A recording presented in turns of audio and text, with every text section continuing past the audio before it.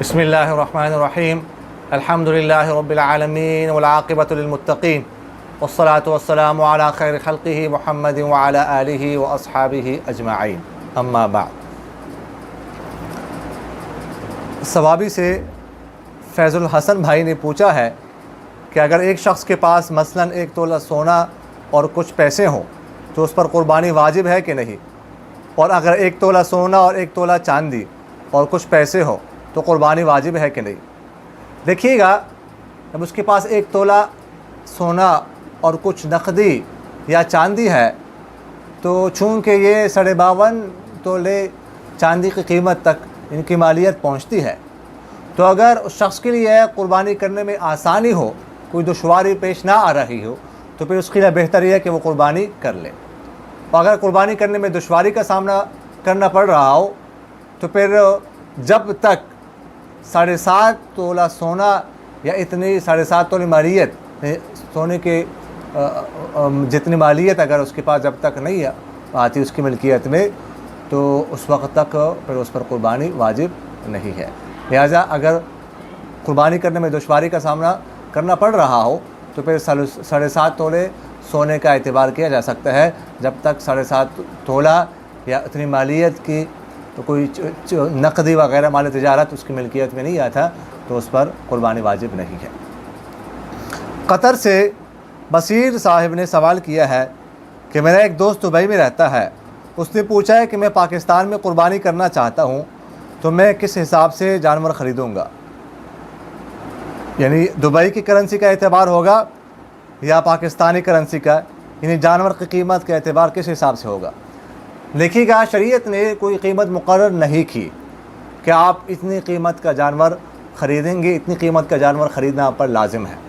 بس جو بھی متوسط درجے کا جانور جتنی قیمت کا بھی مل جائے تو وہ خریدنا چاہیے، وہ خریدنا پڑے گا۔ اور جہاں پر جانور ذبح کیا جا رہا ہے، مثلاً اگر پاکستان میں جانور ذبح کیا جا رہا ہے تو یہاں پر جو بھی جانور متوسط درجے کا جتنے کا آتا ہو تو وہ اتنے کا جو ہے وہ اتنی قیمت کا جانور خریدا جائے اور اس کی قربانی کی جائے تو قربانی ہو جائے گی۔ فیصل آباد سے آصف بھائی نے سوال کیا ہے کہ میرے ایک دوست کی اہلیہ کے پاس 10 تولہ سونا ہے اور نقدی بالکل نہیں ہے، اور اس کے شوہر بھی صاحب نصاب نہیں ہے،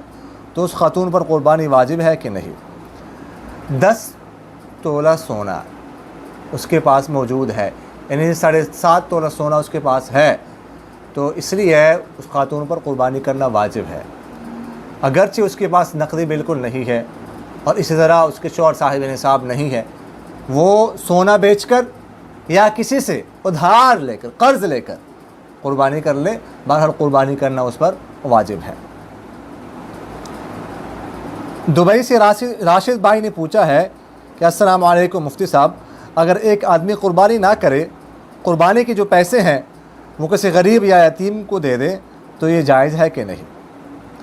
جس شخص پر قربانی واجب ہو، جو صاحب نصاب ہو، تو اس کے لیے قربانی کرنا ضروری ہے شرعاً۔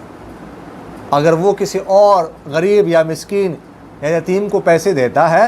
تو وہ صدقے کا ثواب تو اس کو مل جائے گا پیسے دینے پر، لیکن جو اس پر قربانی واجب ہے وہ ادا نہیں ہوگی، اور اس کے ترک پر،